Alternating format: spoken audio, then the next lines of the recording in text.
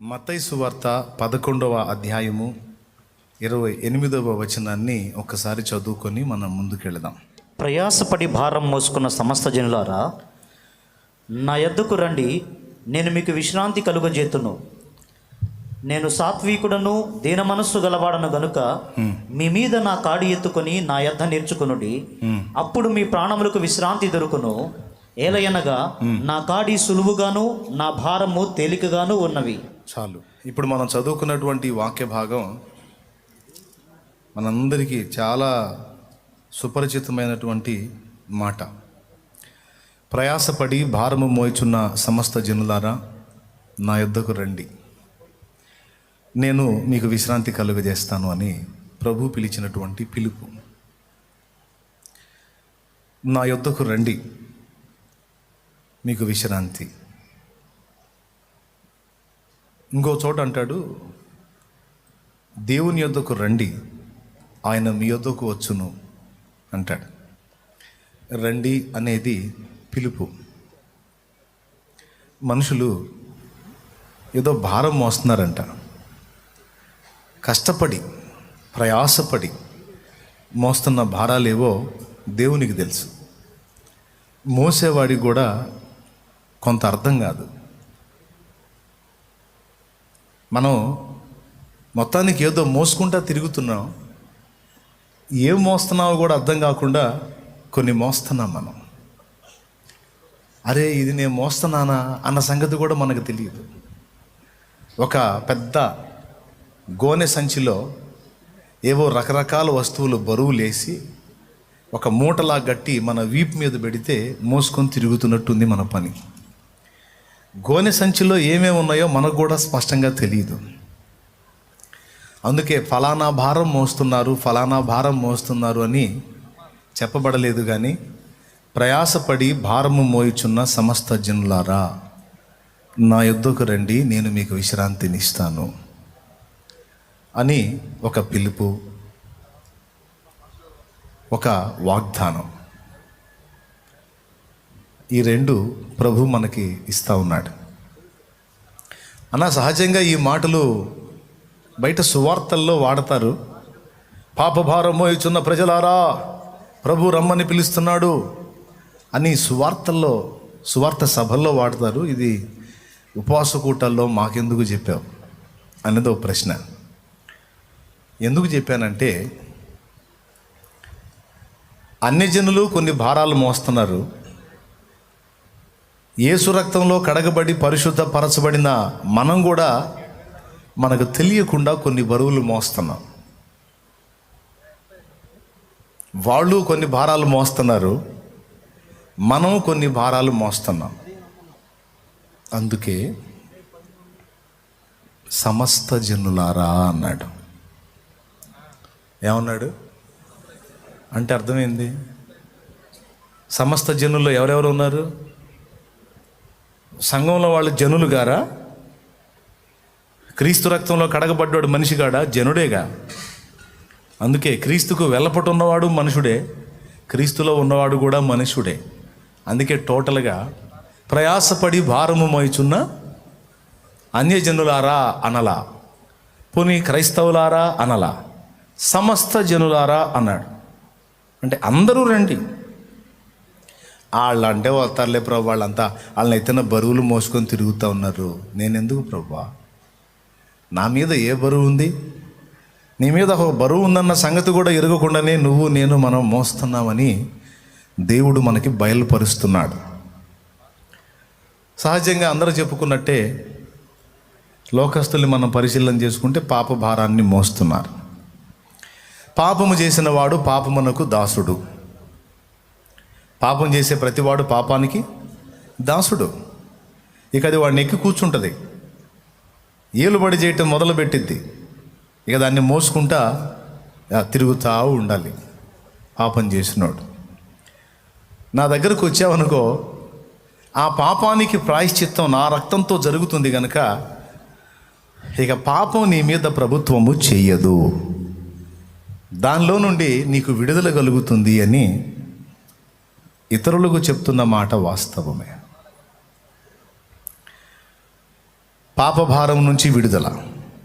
ఎందుకంటే పాపం మానవుణ్ణి బ్రతుకులో నెమ్మది లేకుండా చేస్తుంది, చచ్చాక నరకానికి ఈడ్చుకెళ్తుంది. ఈ రెండు విధాల నష్టం పొందుతున్న మానవాళికి దేవుడు ప్రకటిస్తున్న రక్షణ విమోచన స్వరమది. రా రా, ఆ పాపం నీ మీద ఏలుబడి చేయకుండా దాని బంధకాల్లో నుండి నేను విడిపిస్తారా అని ఒక్క యేసు మాత్రమే పిలిచాడు, ఇంకెవరూ పిలవలా,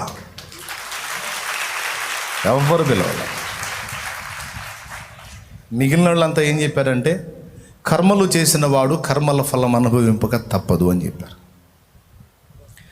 ఎవడు కర్మ చేసుకుంటే వాడి కర్మ వాడు ఖచ్చితంగా మోయాల్సిందే అని ఇతరులు చెప్పారు. నాకు అదే అర్థమయ్యి నా కర్మ నేను మోసుకునే కాడికి నీకెందుకు మొక్కాలా, కర్మ బట్టి మొక్కాలా, నేను మొక్కను లేపు అని సర్దుకున్నా. చివరికి మరి నా కర్మలు మోసి నన్ను విమోచించి నాకు రక్షణ ప్రసాదించే రక్షకుడు ఎవరు అని నా అంతరంగం ఘోషిస్తే నేనే మార్గమును సత్యమును జీవమును, నా ద్వారానే రక్షణ, నా ద్వారానే విశ్రాంతి అని పలికిన వాడొకడు నాకు పరిచయమయ్యాడు. ఆయన పేరు నజరేయుడగు యేసు. గట్టిగా స్తోత్రం చెప్దాం ఆయనకి. ఆయన ఇక ఆయన దగ్గరకు వచ్చినాక ఏ ఏ బంధకాల్లో ఏ ఏ భారాల్లో నేను ఉన్నానో వాటన్నిటిలో నుండి అద్భుతంగా విడుదల పొందిన అనుభవం నేను పొందా. పాపం యొక్క ప్రభుత్వం నా మీద నుండి తొలగిపోయింది. అంతకుముందు ఒక భయం వెంటాడుతూ ఉండేది. నాకు ఊహ తెలిసిన దగ్గర నుండి నేను రక్షణ పొందే నాటి వరకు తెలిసి తెలియక, కొన్నిసార్లు తెలిసి కొన్నిసార్లు తెలిసి తెలియక చేసిన తప్పులు పాపాలన్నీ నా హృదయంలో పక్కన ఉండేవి. ఏ చిన్న సమస్య వచ్చినా నేను ఫలానా పాపం చేశాను కనుక దాని తాలూకు పనిష్మెంట్ కాబోలు ఇది. ఏ చిన్న ఎఫెక్ట్ వచ్చినా నేను ఫలానా తప్పు చేశాను కాబట్టి ఎప్పట్లో చేశానో అది ఇంకా నన్ను దయ్యంలాగా వెంటాడుతూనే ఉంది. నా కర్మ ఇంతే, నా బతుకు ఇంతే, ఇక మేమంతా ఇంతే అని ఆవేదన ఒక బరువులాగా మోసుకుంటా తిరిగా. ఎప్పుడైతే ప్రభు దగ్గరకు వచ్చానో నా పాపం ఆయన స్వీకరించి నాకు బదులు తన పవిత్ర రక్తమును చిందించి నేను పొందాల్సినటువంటి శిక్ష ఏదైతే ఉందో నా స్థానంలో ప్రభు పొంది ఉన్నాడు గనక ఇక నా పాపములకు సరైన ప్రాయశ్చిత్తము యేసు రక్తములో జరిగింది, యేసు సిలువలో జరిగింది అన్నది స్పష్టంగా నాకు అర్థమైనప్పుడు ఒక విడుదల పొందిన అనుభవాన్ని నేను అనుభవించాను.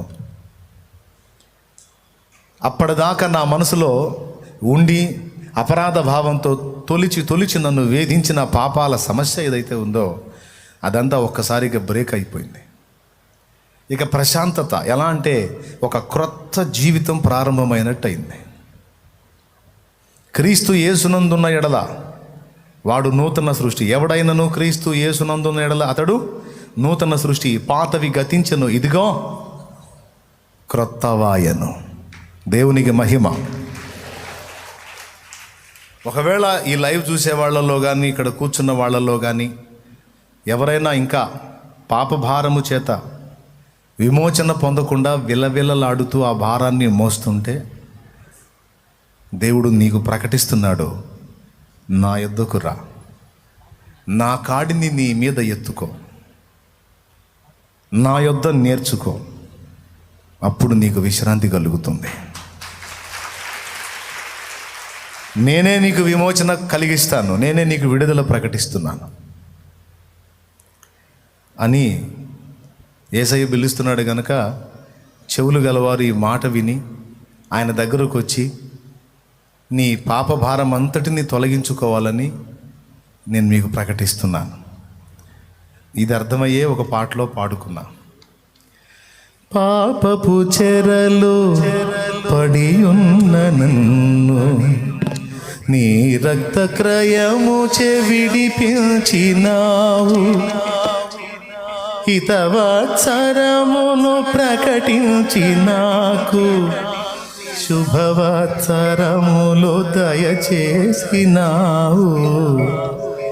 హితవత్సరమును ప్రకటించి నాకు శుభవత్సరములు దయచేసినావు. యేసయ్య నీ ప్రేమ మాధుర్యము రుచి చూచిన జన్మయే ధన్యము. దేవునికి మహిమ, దేవునికి మహిమ, దేవునికి మహిమ. కాబట్టి మీలో ఇంకెవరైనా పాప బంధకాల్లోంచి విడుదల పొందకపోతే త్వరగా పొందండి. ఎలా పొందగలమన్నాయా? యేసే దగ్గరకు వస్తే పోతాయంటే రావటమే కాదు, ఇక మారు మనసు పొంది పాపాలన్నీ క్షమింపబడు నిమిత్తము, పాప క్షమాపణ నిమిత్తము మీలో ప్రతివాడు ప్రభు అయిన యేసుక్రీస్తు నామమందు బాప్తిస్మం పొందాలి. అలా బాప్తిస్మం పొందుట ద్వారా ఇక నీ పాపములన్నీ క్షమింపబడతాయి. మరి క్షమింపబడటం అంటే ఒట్టిగా వెళ్ళిపోతాయా నీళ్లలో, లేకపోతే ఏమన్నా అవుతుందా అంటే నీ పాపము యొక్క శిక్ష ప్రభు అయిన క్రీస్తు మీదకి వెళ్ళిపోతుంది, సిలువలోకి వెళ్ళిపోతుంది. సిలువను ప్రస్తుత సమయంలోకైనా తీసుకొస్తాడు, లేదా నీ పాపాలని గతంలోకన్నా తీసుకెళ్తాడు. ఈ రెండు చేయగలడు ఆయన. సిలువను ప్రస్తుతంలోకి తీసుకురాగలడు. 2021 సంవత్సరం క్రితం జరిగిన సిలువ యాగాన్ని ప్రస్తుతంలోకి దేవుడు తీసుకురాగలడు. లేదా మన పాపాన్ని 2021 సంవత్సరం క్రితం కలువరి సిలువలోకి తీసుకెళ్ళి అందులో ఉంచగలడు. సిలువలో కొంతమందికి డౌట్లే, అప్పుడెప్పుడు ఆయన ప్రాణం పెడితే ఇప్పుడు చేసే పాపాలు ఎట్టబోతాయని ఒక డౌటు. అందుకని దానికి సమాధానం చెప్తున్నా. దేవుడు కాలాతీతుడు, భూత భవిష్యత్ వర్తమాన కాలములలో ఉండువాడు. గతాన్ని ప్రస్తుతంలోకి తీసుకురాగలడు, ప్రస్తుతాన్ని గతంలోకి తీసుకెళ్ళగలడు. ఇది ఎలా సాధ్యమైంది అంటే అక్కడికి పోయినాక అడుగు చెబుతాడు. ఒకటైతే ఖాయం, నీ పాప భారాన్ని ప్రభు అయిన యేసు మీద మోపుట తండ్రి అయిన దేవుని చిత్తమై ఉంది. మారు మనసు పొంది బాప్తిస్మం పొందిన తరువాత ఒక అన్యజనుడైన వానికి పాపభారం కొట్టివేయబడి పరిశుద్ధపరచబడుతున్నాడు. ఇక ఆనందంలోకి ప్రవేశిస్తున్నాడు. అంటే సంఘంలోకి చేర్చబడి విశ్వాస అయ్యాడు. జాగ్రత్తగా వినండి. ఇక మనం కూడా భారము మోసే అవకాశం ఉంది అన్నాను. మనం మోసే భారాలు ఏంటి అంటే బరువు బాధ్యతలనే భారాలు. ఫస్ట్ కుటుంబ జీవనంలో మనం ఉన్నామనుకో, భౌతికమైన భారాలు కొన్ని ఉన్నాయి. నాకు పిల్లలు ఉన్నారండి, వాళ్ళకి రెక్కలు తీసుకురావాలి, వాళ్ళకి ఏదన్నా ఒక మంచి జీవితం ఇవ్వాలండి, ఈ బరువు బాధ్యతలు నాకు ఉన్నాయండి అంటారు. ఇదొక భారం. పిల్లలు, వారి భవిష్యత్తు. కొంతమందికి మరి భర్త ఒక భారం, భార్య ఒక భారం. ఏమండి, మరి నా భార్య తిక్కలదండి, అమాయకురాలండి, నేను లేకపోతే వ్యవహారం తేడా పడుతుందండి, ఏం చేద్దామండి, ఇక ఆమె నేను మోసుకుంటా రావాలండి. కొంతమందికి భర్త ఒక భారం. ఏం చేద్దాం అన్నయ్య గారు, నేను చెప్పకపోతే ఏమీ తెలియదు, ఏమీ చేతై చావదు, ఏం చేద్దాం, నా బ్రతుకు నేను పోతే ఎట్లా చేస్తాడో కానీ మరి నేను ఉన్నంత వరకు నేను మోయాల్సిందే అంటది ఒక్కొక్క భార్య. ఆమెకు ఆయన ఒక భారం. కుటుంబ సభ్యులలో కొంతమందికి పితరుల భారం. ఇట్లా రకరకాల భారాలు ఉన్నాయి. ఇవన్నీ పక్కన పెడితే మనకు మనమే ఒక భారం. దేవునికి స్తోత్రం. అవునా కాదా? మనకు మనమే ఒక భారం. కొంతమంది ఇతరుల సంగతి అక్కడ పెట్టి తనను గూర్చి తానే గందరగోళం అయిపోతుంటారు. తమ్మును తామే మోయలేక అల్లాడతారు. మనల్ని మనం మోయలేక అల్లాడటం ఎందుకు ఊరుకు అన్నయ్య అంటారా? లో బీపీ వచ్చినప్పుడు మనిషి తను మోసుకోగలుగుతాడా? పెద్దగా చెప్పండి. బాగా నీరసం అయిపోయినప్పుడు పైకి లేపుతుంటే కింద పడుతుంటాడు, లేపి నిలుపుతుంటే కింద పడతాం. అంటే కాళ్ళు ఉన్నాయి కానీ అవి సహకరించవు. మనం శక్తి క్షీణులం అయినప్పుడు, మన శక్తి క్షీణించినప్పుడు మనం నిలవలేం. మనకే బరువు అవుతాం. ఎట్లా బరువు అంటే వృద్ధాప్యంలో వచ్చిన వాళ్ళని చూడండి. ఈ కాలు ఒక ఇంత ఎత్తు మీద నుంచి అవతలకి దాటడానికి ఈ పైనున్న శరీరం యొక్క బరువును బట్టి కాళ్ళు ఓ నాయన ఒక 30 అడుగు, 1 అడుగు ఎత్తు ఈ కాళ్ళు లేపి అవతల పెట్టాలంటే మహా కష్టం.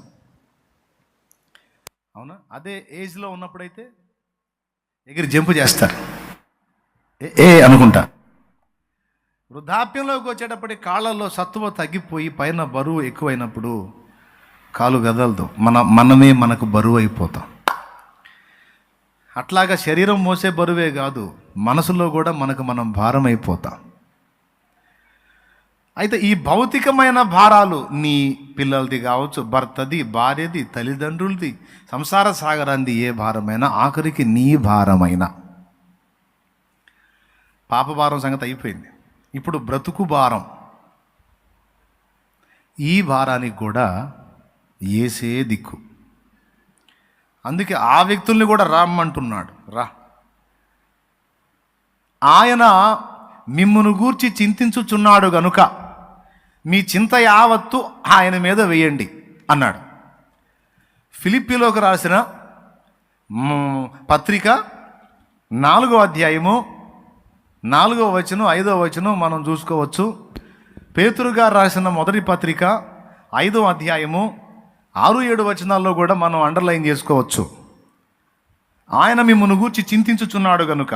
త్వరగా చూడండి. ఆయన మిమ్మును గూర్చి చింతించుచున్నాడు గనుక, మిమ్మును గూర్చి చింతించుచున్నాడు గనుక మీ చింత యావత్తు ఆయన మీద వేయుడి. ఆయన మీద వేయటానికి ఎట్ట కుదిరిద్దండి? ఎలా ఉంటే వేయాత అయితే? ఇప్పుడు చింత అనేది కంటికి కనపడిద్దా? చేతులకు పట్టుకోవడానికి పట్టు చిక్కిద్దా? చిక్కదు కదా. ఏదన్నా కనీసం ఈ క్లాత్ అంత మాత్రం మన చేతికి చిక్కితే తీసుకెళ్ళి ఆయన మీద వేస్తాం. మరి చింత చేతికి చిక్కిద్దా? చిక్కదు. అది మనస్సులో ఉండేది. కానీ మనసులో ఉన్న ఆ చింతని ఒక బరువుతో పోలుస్తున్నాడు దేవుడు. దేవునికి స్తోత్రం కలుగును గాక. ఒక భారంతో పోలుస్తున్నాడు దేవుడు. నీ చేతికి చిక్కదు, కానీ నీ మనసును కృంగజేస్తూ ఉంటుంది ఆ భారము. దేని గూర్చి నువ్వు చింతలు కలిగి ఉన్నావు అవంతా ఒక పెద్ద భారం. కొడుకు బాగలేదని ఒక ఆమె వచ్చింది నా దగ్గరికి. ప్రార్థన చేసా, బాగున్నాడు. మళ్ళీ వచ్చింది, మళ్ళీ ఏడుతో నిలబడింది. ఏంటంటే మనవడికి బాగలేదని వచ్చింది. అంటే ఒకటితో అయిపోవాల సమస్య. ఒకటి పోతే ఒకటి, ఒకటి పోతే ఒకటి, ఒకటి పోతే ఒకటి. ఈ చింతల పరంపర, ఈ వేదనల పరంపర. హలో కేవో ఆగదు. అసలు నాకు ఏ చింత లేదు, ప్రశాంతంగా ఉన్నాను అన్నోళ్ళు ఎవరి నుండి చేతులు ఎత్తండి, అబద్ధాలు ఆడకుండా. ఏ చింత లేకపోయినా బైబిల్ ప్రకారం అదొక చింత. అసలు నాకేందో ఏ బాధలు రావట్లా, ఏ కష్టాలు రావట్లా, అసలు నేను ట్రాక్లో ఉన్నాను, ట్రాక్ తప్పాను అని. మరి ఒరిజినల్గా యేసయ్యని వెంబడిస్తే ఏదో ఒక శ్రమ, శోధన, బాధ, ఇబ్బంది రావాలి. నాకేందో అసలు ఏమి రావట్లేదు, ఏం జరుగుతుంది? ఓసారి ఓ చెల్లి నా దగ్గరికి వచ్చింది. ఏందమ్మా అంటే, నాకేందో కన్నీటి ప్రార్థన రావట్లేదన్నయ్య అని తెగ బాధపడుతుంది. ఏడుపు రావట్లేదని ఆమె ఏడుపు ముఖం పెట్టింది. చాలు పొమ్మ, నువ్వు లైన్లోనే ఉన్నావని చెప్పాను నేను. దేవునికి స్తోత్రం కలుగును గాక. హల్లెలూయా. ఏం రావట్లేదని, ఏడుపు రావట్లేదని ఏడుపు ముఖంతో చెబుతుంది. ఇంకొంచెం ప్రయత్నించి ఆటోమేటిక్ ఇప్పుడే వచ్చేసింది ఏడుపు అని చెప్పి. నిజంగా నిజంగా పురుషుల్లో కూడా కొంతమంది సహోదరులు, ఏందన్నయ్య నాకు అసలు ఎందుకు కన్నీటి ప్రార్థన రావట్లేదన్నయ్య నాకు అసలు అంటే, ఆల్రెడీ అది ఫీల్ అవుతానే చెబుతున్నావు కదా తమ్ముడు, ఎందుకు లేదు నీ దగ్గర ఉందిలే అని చెబుతాను నేను. సో చింత లేని వాడు ఒక్కడు కూడా లేడు. ఒకటి పోతే ఒకటి, ఒకటి పోతే ఒకటి, ఒకటి పోతే ఒకటి. ఎక్కడ మనకి ఖాళీ ఉన్నాం? అవునా? 1.5 గంట ప్రసంగం 2 గంటలు అయిందనుకో, ఎప్పటికి అవుతుందో ఏమైనా చింత వచ్చిద్దా రాదా? దేవునికి స్తోత్రం కలుగును కాక. హల్లెలూయా. ఇక మనోవేదన ప్రారంభమైంది. శాలే మనకి గ్యాస్ ట్రబుల్ కరెక్టే, ప్రచండంగా అలాగున్న మనుషుల బ్రెయిన్లు తింటుంటే రాకేం చేసిద్ది, టయానికి ముగించి అన్నం తినాలి పోయి అని మనసులో వేదన కలిగింది. కాబట్టి చింత లేని మానవుడు అంటూ ఎవరు లేరు. అందరికీ ఏదో ఒక విషయంలో ఏదో ఒక చింత. అయితే దేవుడు 2 సార్లు రాయించాడు. ఒక మాటని 2 సార్లు దేవుడు రాయించాడంటే అధికారికంగా నిశ్చయంగా నొక్కి చెబుతున్నట్టు, దేనిని గూర్చి చింతింపకుడి గాని అన్నాడు ఫిలిప్పు పత్రికలో. ఆయన మిమ్మును గూర్చి చింతించుచున్నాడు గనుక మీ చింత యావత్తు అని ఇంకో చోట పేతురు పత్రికలో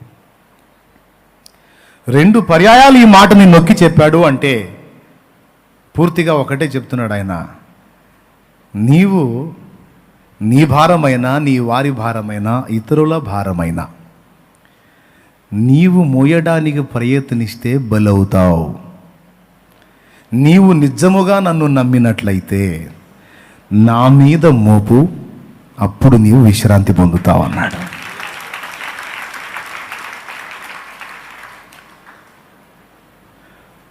ఈ మధ్యకాలంలో కాస్త ఈ విషయంలో నేను వెనకబడ్డా ఈ మధ్యకాలంలో. కానీ నా ఆరంభంలో ఎలా ఉండేదో తెలుసా? ఎవరు ఏదన్నా సమస్య చెప్పని దాని గురించి ఆలోచించేవాడిని కాదు.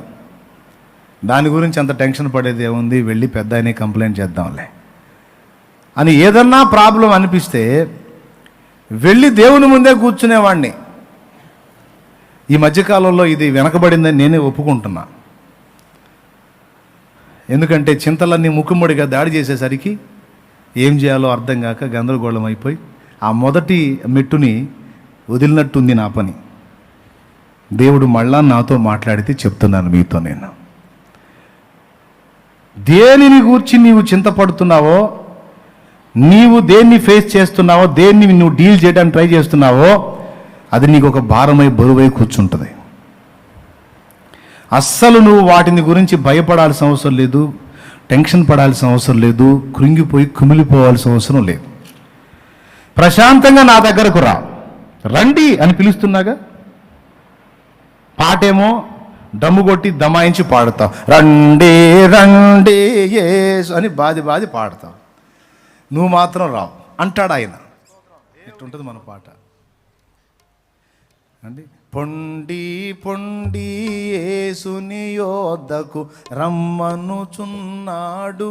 మరి నీ సంగతి ఏంది? నాకు లేదులే, నేను మీకు చెప్పటమే, నాకు లేదు. ఇది తప్పు. ప్రభు చాలా ప్రేమతో 2 పర్యాయాలు చెప్పాడు. తిరిగి జన్మించిన నీవు, నూతన జన్మ అనుభవంలోకి వచ్చిన నీవు, ఈ విషయములను కూర్చున్న భారం ఇంకా మోయాలని ప్రయత్నిస్తున్నావా? నీవు ఇంకా అజ్ఞాన దశలో ఉన్నావు. నీకు విశ్వాసం ఉంటే అది భౌతికమైందైనా ఆత్మీయమైందైనా నా యొద్దకు రా. నేను చెప్తున్నాగా, నా మీద మోపమని నేను పిలుస్తుంటే నీకేం పిచ్చా? ఇంకా నేను ఎత్తినే పెట్టుకున్నావు? నువ్వెందుకు ఇంకా ప్రెజర్ అవుతున్నావు?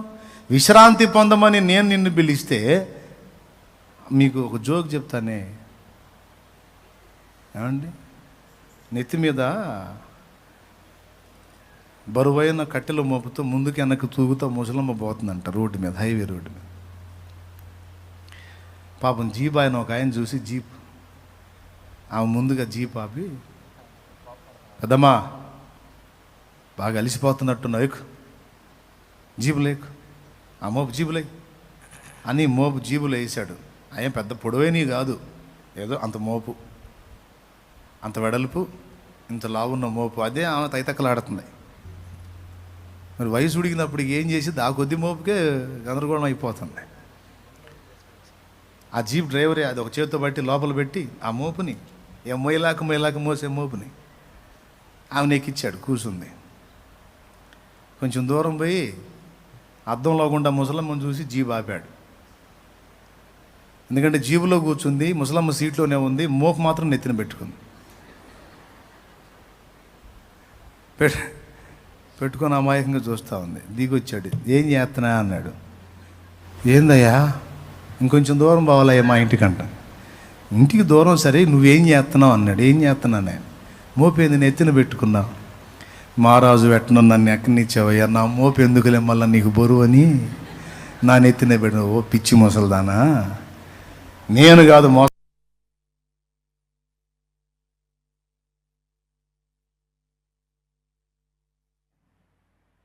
కాబట్టి నేను ఎత్తి మీద పెట్టుకున్నా, అది కింద ఉన్న జీపే మోసింది.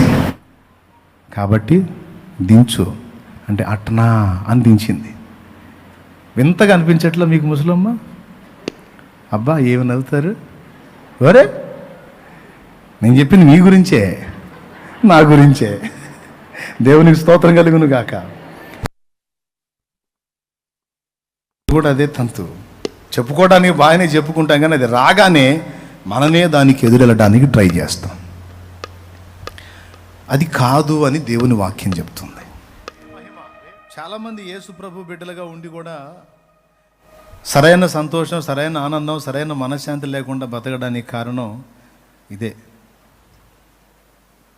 మొఖాలు చూడు, ఎప్పుడన్నా తుమ్మల్లో పొద్దుపడిచినట్టు తుమ్మలు ఆడటమే కానీ ఒక కళ, కాంతి, ఒక ఆనందం, ఒక ప్రశాంతత, ఒక సంతోషం, ఓ సమాధానం కనపడదు. నీ ఏడుపు మొహం వేసుకొని, ఈ దరిద్రగొట్టు మొహం వేసుకొని పక్కాను పిలిచిద్ది, వదిన మొత్తం చర్చికి బాధ అంట. నువ్వమ్మా నువ్వు, నీ మొహం భలే బాగుంది పో.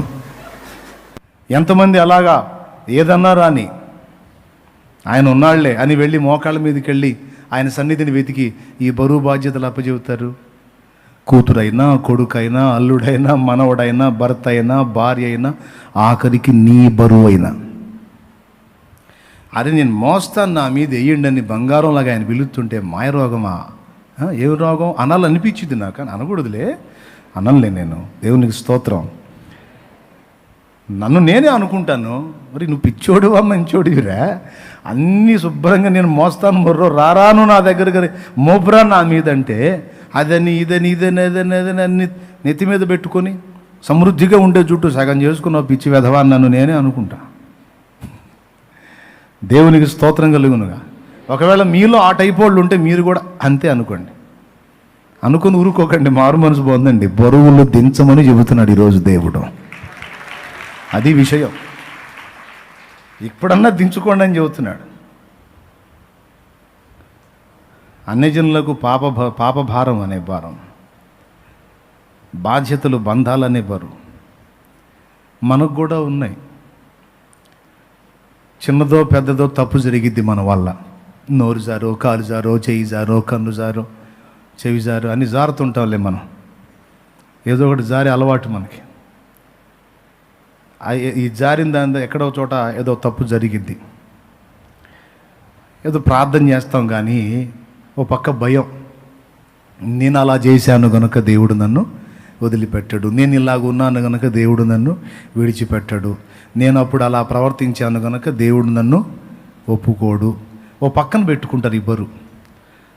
పెట్టుకొని దేవుని దగ్గరకు వచ్చి దేవుని సన్నిధిలో ఆరాధించడానికి ట్రై చేస్తా కూడా మళ్ళీ దేవుడు నా పాపములు అవన్నీ కూడా. ఎందుకంటే మన వాళ్ళకి బైబిల్ చదివిన అలవాటు కదా. యూదా పాపము ఇనుప గంటముతో రాయబడెను. నా పాపం కూడా రాశాడో ఏమో, ప్రార్థన చేసేలే కానీ తీసేశాడో లేదో. మరి మోషే అడిగినట్టు, అయ్యా నీవు ఒకవేళ వారి పాపములు పరిహరించితివా, పరిహరించకపోతే నా పేరు నీ గ్రంథంలో నుంచి తుడిచిపెట్టి వారిని విడిచిపెట్టు అన్నాడు. బైబిల్ చదివిన అలవాటు కదా. సేవకులకి, పరిచారకులకి, విశ్వాసకులకి, బైబిల్ బాగా అనుభవం ఉన్నోళ్ళకి నేను చేసిన పొరపాటు పాపము ప్రభువు గుర్తుపెట్టుకున్నాడేమో, యూదా పాపాన్ని ఇనుప గంటముతో రాసినట్టు నా పాపాన్ని బంగారు గంటంతో రాపిచ్చాడేమో, అది బోలేదేమో అని ఒక పక్క భేదిస్తూ ఉంటుంది. అది ఒక బరువు. గుర్తుపెట్టుకోవాలి, అది సాతాను పుట్టించే భ్రమ. మన అతిక్రమములను మనము ఒప్పుకొనిన ఎడల, యోహాను రాసిన మొదటి పత్రిక చూడండి. దేవుడు అవునని కాదను వాడై ఉండలేదు. ఆయన అవునంటే అవును, కాదంటే కాదు, మాట తప్పడు. ఈ విషయంలో కూడా సైతాను మన మీద బరువు మోపటానికి ప్రయత్నిస్తాడు. 9వ వచనం చదువుండి, 8-9 వచనాలు చదువు. మొదటి యోహాను రాసిన మొదటి పత్రిక. మళ్ళీ మొదటి యోహాను అంటే రెండో యోహాను, మొదటి యోహానికి ఏమవుతాడు అంటారు మళ్ళీ. యోహాను రాసిన మొదటి పత్రిక 1వ అధ్యాయము 8-9 వచనాలు. మనము పాపము లేని వారమని చెప్పుకొని ఎడల మనలను మనమే మోసపుచ్చుకుందుము మరియు మనలో సత్యం ఉండదు. కొంతమంది ఏమంటున్నారు, మారు మనసు పొంది బాప్తీసం పొందిన ఇంకా మనం పాపులమేంది, ఇక మనం పరిశుద్ధులం అయితే. నిజమే, పరిశుద్ధులమైన దేన్ని బట్టి? యేసు రక్తమును బట్టి, యేసు నామాన్ని బట్టి. ఇక మన క్రియల్లోకి వచ్చేటప్పటికి పాపము చిన్నదో పెద్దదో, తెలుసో తెలియకో, తెలివిలోనో తెలివి తక్కువయ్యో జరుగుతూ ఉండవచ్చు. కాబట్టి అసలు నేను బాప్తీసం పొందానంటే ఇక నాలో ఏ పాపం లేదు అని చెప్పజాలము. పాపానికి నిలయమైన దేహాన్ని ధరించుకొని ఉన్నాం మనం. నా యందు అనగా నా శరీరమందు మంచిది ఏది నివసింపదని నేను ఎరుగుదును అన్నాడు పౌలు మహనీయుడు. రోమాపత్రిక 7వ అధ్యాయం 18వ వచనంలో, శరీరమో ఉత్పత్తి చేసేదంతా చెడుగే. వేప చెట్టు మొదట్లో 100 బస్తాల పంచదార పోసి తీయని నీళ్లు పెట్టినా వేప చేదునే ఉత్పత్తి చేసిద్ది, కానీ తీపిని ఉత్పత్తి చేయదు. దాని జాతి లక్షణం అది. ఈ శరీరం యొక్క జాతి లక్షణం ఇది, చెడుగునే ఉత్పత్తి చేస్తుంది.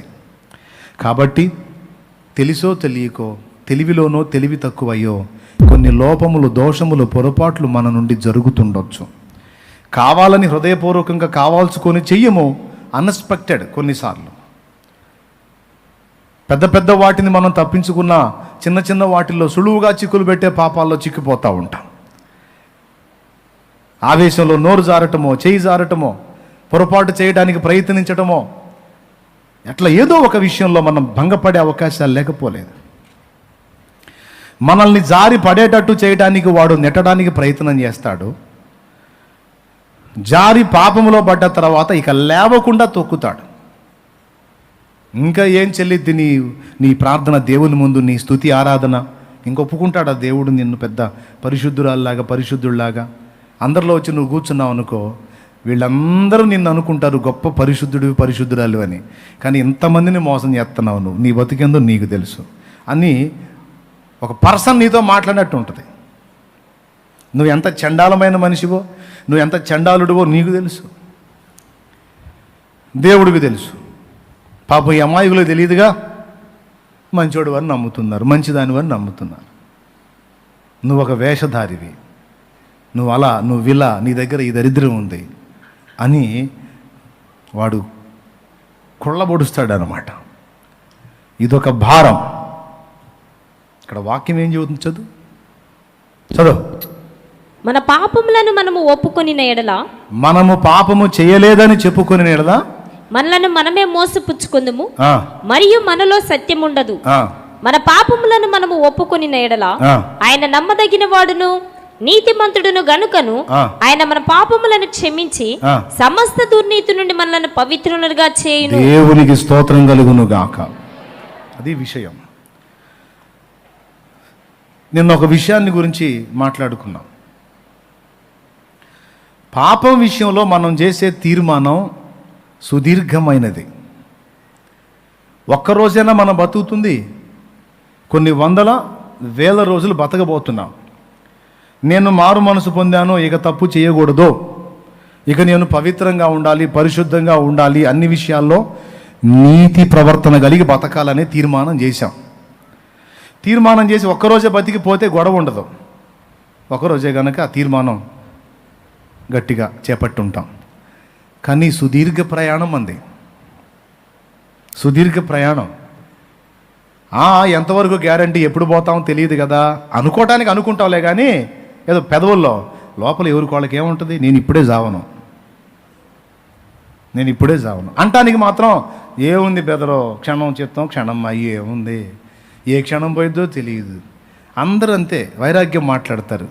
మాట్లాడేవాడు అంతర్యంలో కూడా అందరూ పోయింది నేను ఉంటాను. ఇది ఇన్నర్ ఫీలింగ్, బయట చెప్పర్లే. దేవునికి స్తోత్రం. లోపల లోపల అనుకునేది ఇది. కాబట్టి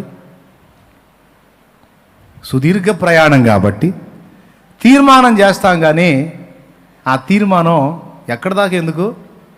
జనవరి 1 రోజు ఎన్ని తీర్మానాలు చేస్తాం, కొత్త తీర్మానాలు. ఇక నుంచి బైబిల్ రోజుకి కనీసం 20 అధ్యాయాలు చదవాలి.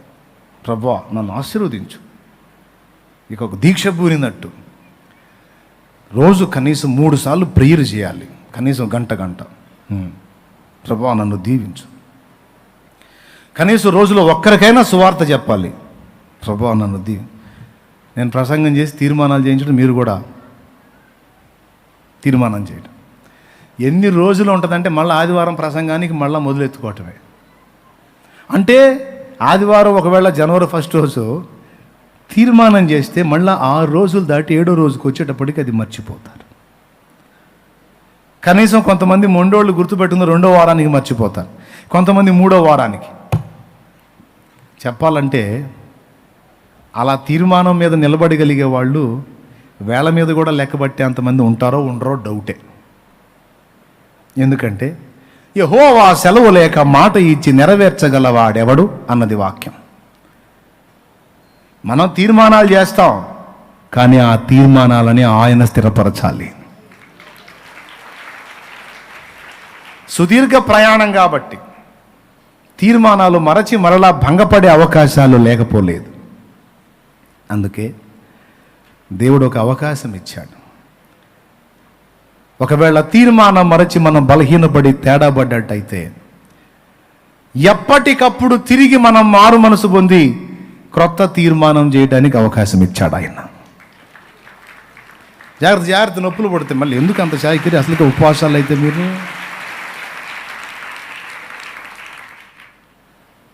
ఒకవేళ ఏదన్నా అభ్యంతరం ఏర్పడితే వెంటనే దేవుని ముందు మోకాళ్ళుని తేడాబడ్డ తండ్రి, పోరాటంలో శత్రువు గెలిచాడయ్యా, దెబ్బ కొట్టాడు నన్నాడు, నన్ను క్షమించు, వాడికి అవకాశం ఇచ్చా, నన్ను మన్నించు, నేను మళ్ళా తిరిగి నిలబడతా, నన్ను బలపరచు, పోరాటంలో ఈసారి వాడిని గెలుస్తా దేవా, ఎదిరిస్తానయ్యా అని మళ్ళా పునః ప్రతిష్ఠ చేసుకొని మళ్ళా మోకాళ్ళుని మళ్ళా దేవునితో రాజీపడి దేవునితో సమాధానపడి దేవుని ముందు మనం ఒప్పుకొని మారు మనసు పొంది తీర్మానించిన ఎడల సమస్త దుర్నీతి నుండి, చదువమ్మా,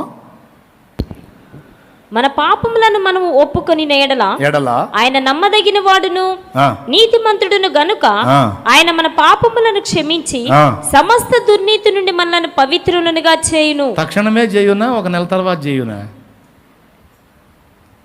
తక్షణమే చెప్పు. తక్షణమే చేయునా, ఒక నెల తర్వాత చేయునా? వెంటనేనంట. తక్షణమే చేయునా, ఒక సంవత్సరం తర్వాత చేయునా? ఎప్పుడు నువ్వు మోకాళ్ళునయ్యా నన్ను క్షమించయ్యా తేడాబడ్డను ఒప్పుకుంటావో అప్పుడే ఆయన ఆ దోషమును కడిగేశాడు. మన వ్యవహారం అంతా ఎట్లా? అదే నేను చెబుతుంది, బస్తాలో నీకు తెలియకుండానే సరుకులు మోస్తున్నావని. ఆ మోసే సరుకుల్లో దేవుడు తీసి బయట పడేస్తే, ఈ అపరాధాలు దోషాలు అనేవి తీసి బయట పడేస్తే, ఏంది ప్రభు ఈ బయట పడేసావు, ఏ మామూలు అనుకున్నావేంది అని మళ్ళా ఏరకొచ్చుకొని ఏం చేసుకొని అవన్నీ ఎక్కడెక్కడున్నాయో వెతుక్కొని అవన్నీ ఏరకొచ్చుకొని బస్తాలు వేసుకొని మోసుకుంటూ తిరుగుతున్న పనికి మళ్ళీ తెలివి.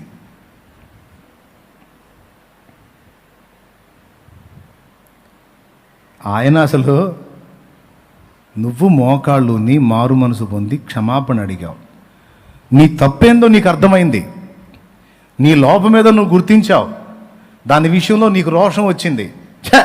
నేనేంటి ఇట్లా చేయటమైంది, నేనేంది ఇట్లాంటి బతికేంది అని రోషం నీలో వచ్చింది చూడు, అది చాలు నాకు. దేవునికి స్తోత్రం కలుగునుగా. నా బ్లడ్ నీదంటానికి రుజువు, పంది బ్లడ్ కాదు గొర్రె బ్లడ్ అంటానికి రుజువు. నాకు బురదేంది, చచ్చా నేను బురదలో ఉంటామేంది, తిత్తు. అట్లా కాకుండా బురద బాగుంది, దీని నుండి నేను విడుదల పొందగోరట్లేదు అంటే వీడు నా బ్లడ్ కాదు, వీడు పంది. ఒరిజినల్గా దేవుని వాక్య బీజము, దేవుని వాక్యమును అక్షయ బీజమునకు జన్మించిన వాడు పాపముతో రాజీపడి బతకలేడో. ఒకవేళ దాంతో మనుగడ సాగించాల్సి వస్తే అది ఒక నరకములాగుంటుంది వానికి. ఎందుకంటే వాని బ్లడ్ పాపంతో రాజీ పడే బ్లడ్ కాదు, పాపానికి రివర్స్ అయి పోరాడే రక్తము. అది యేసు రక్తము చేత ప్రభావితం చేయబడింది. వాడిని ఎవడు శిక్షించాల్సిన అవసరం లేదు, తనను తానే తనను తానే గాయపరుచుకుంటూ ఉంటాడు. చిత్రక్షోభను అనుభవిస్తాడు. అందుకే ఆ వేదన నీకు అనుభవించకుండా ఉన్నట్లు ఒకవేళ తొట్టుపడితే పరిగెత్తు నా పాదాల చెంతకు రండి అన్నాడు. అది గుర్తించే చౌదరి పురుషోత్తం గారు ఎలాగున్నానో అలాగే వచ్చేస్తున్నానయ్యా అన్నాడు. నా పాటున వచ్చు చున్నాను నీ పాద సన్నిధి కో రక్షక. ఇటో దేవునికి మహిమ. చెప్పండి గట్టిగా. ఎంత దీనంగా మొరపెట్టాడు. ఏమని చెప్పాడు? ఎలా ఉన్నానో అలానే వస్తున్నా. వెలుపాట బహుయుద్ధములు లోపాటను భయము కలిగే నెమ్మది తొలగేను. వెలుపాట బహుయుద్ధములు లోపటను భయము కలిగే నెమ్మది తొలగేను.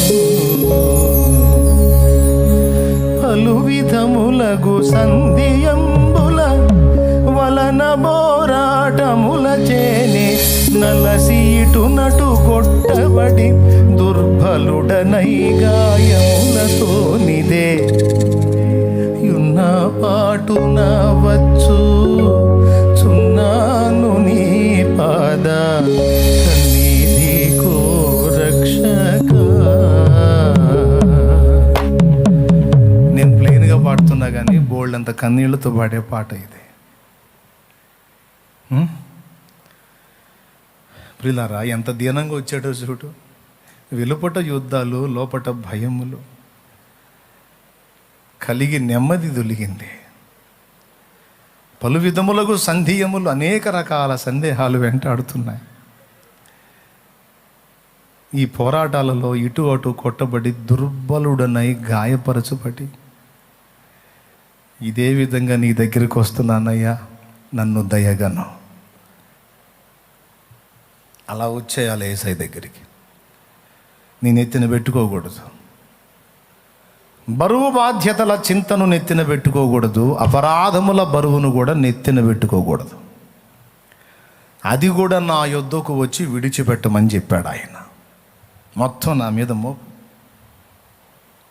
తండ్రి. అప్పుడంటే తెలియక, ఇప్పుడు తెలిసి కూడా కొన్ని చేశానే, ఇప్పుడు కూడా క్షమిస్తావా తండ్రి? మన లాజిక్ అనమాట, బోడీ లాజిక్. ఏం లాజిక్? దీని పేరు బోడీ లాజిక్ అన్నమాట. అప్పుడంటే తెలియక నాయన, ఇప్పుడు తెలిసి తెలిసి చేస్తున్నాగా నాయన, ఎట్ట క్షమిస్తావులేయ్యా నువ్వు? నీకు మాత్రం మనసు కాదా? మనసా మట్టిగడ్డ? నీది మనసేగా నాయన. ఇన్నిసార్లు చేస్తే నువ్వు మాత్రం ఇన్నిసార్లు అతిక్రమాలు చేస్తే నువ్వు మాత్రం ఎట్లా క్షమిస్తావులేయ్యా? ఆయన ఏమంటాడు? నీకు వినపడి సావదు. ఆయన ఏమంటాడు? నోరుముయ్ పిచ్చి మొహందానా, పిచ్చి మొహవాడ, ఎప్పుడో తెలుసురా. తలంపు నీకు పుట్టక మునిపే నాకు తెలుసు, నా గ్రంథంలో లిఖితం అయిపోయి ఉంది. నియమింపబడిన దినముల్లో ఒకటేనా కాకముందే నీ బ్రతుకు దినములన్నీ నేను ఎరిగే నీ కోసం ప్రాణం పెట్టాను అన్నాడు ఆయన. నువ్వు మంచోడివి కాదు, నిన్ను చావు కొట్టాల, నరకానికి వేయాల, నీ మీద పగ తీర్చుకోవాలంటే ప్రాణమే పెట్టకపోదును నాయన. నీ దినములన్నీ ఎరిగి ఉన్నందున నేను నీ మీద పగ తీర్చుకున్నటకు ఆలోచించలేదు. కానీ నీ దినములన్నీ నేను ఎరిగి ఉన్నను. నేను కేవలం నిన్ను ప్రేమ చేత కృపచేత విమోచింపగోరి నా ప్రాణమే నీ కోసం పెట్టేశాను. ఇంకా నీకు సందేహం ఎందుకు?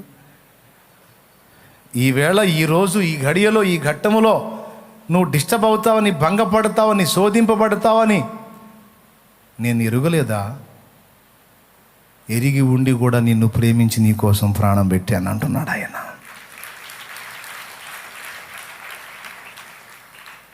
ప్రియులారా, కాబట్టి ముందటనే ఎరిగి ఉన్న ప్రభు, నువ్వు ఆయన దగ్గరికి వెళ్ళి పాపమును అసహించుకొని, నేను నీ బిడ్డను తండ్రి, నేను సైతాను బిడ్డను కాదయ్యా, పాపంతో పడి రాజీ పట్టానికి నేను నీ బిడ్డని, నాకు నువ్వు కావాలి అని ఆయన పాదాలను ఆశ్రయించి క్షమాపణ కోరినప్పుడు వారమో, రోజో, నెలో, వచ్చే సంవత్సరమో కాదు, తక్షణమే నీ పాపములను ఆయన కడిగి వేసేశాడు,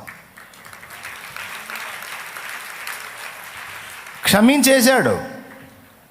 అరే ఆయన క్షమిస్తే నువ్వు ఓవర్ యాక్షన్. ఎట్ట క్షమిస్తావులే ప్రభా, చిన్న చిన్న అంటే వదిలేస్తావు కానీ ఇది పెద్దదిగా అంటే ఇది ఎంత ఓవర్ యాక్షన్ అంటే దేవుడి కంటే నీతిమంతుడిలాగా ఫీలింగు. ఎవరికంటే దేవుడే పోన్రా బాబు, సరే పోలే అంటే ఎట్టా పో అంటావు దేవా, ఎట్లా పో అంటావు, అసలు ఎట్ట వదిలేస్తావు నువ్వు అంటే, ఎరా ఎట్లుంది, శిక్షించాల్సిన నేను, సరే పోరా అని వదిలేసా, మళ్ళీ ఏంటి అది ఎట్లా వదిలేస్తావు దేవా, నువ్వు ఎట్లా వదిలేస్తావు, నేను చేసింది మామూలు పనే, ఎట్ట వదులుతావు నాయన, ఎట్ట వదిలేస్తావు అంటే అది ఇంటి తీసుకెళ్ళి శిక్షించండి అంటాడు. ఎందుకు ప్రభా ముందు పోని మళ్ళీ శిక్షించమంటున్నావు అంటే, నీళ్ళంటే నీతిమంతుడు బతకూడదురా, నువ్వు నాకంటే నీతిమంతుడు అంటాడు. దేవునికి స్తోత్రం కలుగునుగా. నీకు నీతి పాళ్ళు ఎక్కువ అయిపోయినాయిరా నీకు. ఏమండి, కృపతో నేను క్షమిస్తున్నాను అన్నప్పుడు ఇక నీ యోగ్యతాయోగ్యతలతో నిమిత్తము లేదు, కృపను బట్టి నిన్ను వదిలేపో అన్నప్పుడు నోరు మూసుకొని పో. కృపను బట్టి నిన్ను వదిలేసా పోరా అంటే నువ్వు మళ్ళా నిలిచి ఆర్గ్యుమెంట్ ఏంటి, నువ్వు అట్టెట్ట క్షమిస్తావు, నువ్వు నన్ను అడిగేది ఏంది సోది, పో పాపం లేదు గీపలే పో, కడిగేసా పో. కడిగావా, అట్లెట్లా కడుగుతావు ప్రభా, చిన్నది కాదు, ఒరే మళ్ళీ ఇదే కూడా రీడు అంటాడు. జడ్జి గారు ఏదో ప్రేమను బట్టి క్షమించి వదిలేశాడు అనుకో, ముద్దా ఏం చేయాలి, యేసు రక్తమే చేయనుకో జంప్ అయిపోవాలి. అందుకని జడ్జి గారు, అసలు నేను ఇన్ని దోషాలు చేస్తే ఎట్లా క్షమిస్తారు నన్ను, అసలు ఇది ఎట్లా కరెక్ట్ అంటే, ఇప్పుడు జడ్జి ఏమైపోయాడు అందరి ముందు, జడ్జి ఏమయ్యాడు అందరి ముందు, పనికి మళ్ళీ తీర్పులు తీర్చేవాడు గాలా, దోషుల్ని నిర్దోషులకు వదిలిపెట్టేవాడు గాలా. ఆర్గ్యుమెంట్లు అవసరమా? కొంతమంది అధిక నీతి, వాళ్ళకు వాళ్ళే తీర్పు. రామ్మా దేవుడి దగ్గర రామ్మా, దేవుడికి క్షమిస్తాడంటే ఎట్లా క్షమిస్తాడు అన్నయ్య నన్ను, ఎట్లా క్షమిస్తాడు అన్నయ్య, ముక్కుకు పెట్టి గుద్దాలనిపించింది ఒకటి, పనికి మళ్ళీ ఎట్ట క్షమించేది సోది ముఖం. ఆయన కృపతో క్షమిస్తాడు, నన్ను ఎట్ట క్షమిస్తాడు అని మళ్ళీ సైతాన్ దగ్గర పోయి ఉంటావా, వాడితో కలిసి ఫ్రెండ్షిప్ చేస్తావా, ఇంకెట్ట క్షమిస్తాడు అని పోయి పాపంతో రాజీపడి అందులో పందిలాగా పొరులాడతావా, పనికి మళ్ళీనోడా, రా దేవుని దగ్గర రా. ఎట్ట క్షమిస్తాడంట బోర్డు లాజిక్ ఒకటి తీసుకొచ్చి. నాకు తెలిసి తప్పిపోయిన కుమారుడు అంతకాలం బాధపడింది ఈ డౌట్తోనే అనుకుంటాను నేను. లేదా వాడి బట్టలు చీలికలు పిలికలు అయ్యేవి కాదు, పందులు పొట్టు తినే పరిస్థితి వచ్చేది కాదు. ఇట్లాంటివి పెట్టుకొని వాడు ఆ గది పట్టాడు. దేవునికి స్తోత్రం కలుగునుగాక. హల్లెలూయా. అర్థమైందా? తప్పిపోయిన కుమారుడు ఇంటికి పోతే ఇంకెట్ట క్షమిస్తాడు, ఆస్తి అంతా తీసుకొచ్చాగా, మా నాన్న పెద్ద పెద్ద పైలు వాళ్ళలాగా ఏడిసావని ముఖం మీద చెప్పొచ్చాగా, అన్నీ పాడు చేశాగా, ఇంకే ముఖం పెట్టుకుని పోయేది, ఏ ముఖం ఎందుకు నాయన, నీ ముఖమే పెట్టుకొని పో. ఏ ముఖం పెట్టుకొని పోయేది, ఇంకేం పోయేది, ఏ ముఖం పెట్టుకొని పోయి ఇట్లా అనుకొని పందులు కాడికి పోయాడు. ఇక ఏం దొరక్క కడుపు మాడి, నీకు ఏ ముఖం కాదు నా ముఖమే పెట్టుకొని పోతా, ఏమన్నా అనుకో, నీకు ఆయనే నాకు దిక్కు అని ఆయన దగ్గరికి పోయి అప్పుడు కృప పొందాడు. దేవుని దగ్గర నువ్వు లాజిక్లు వాడవాకు, తర్కాలు వాడవాకు, అంతే.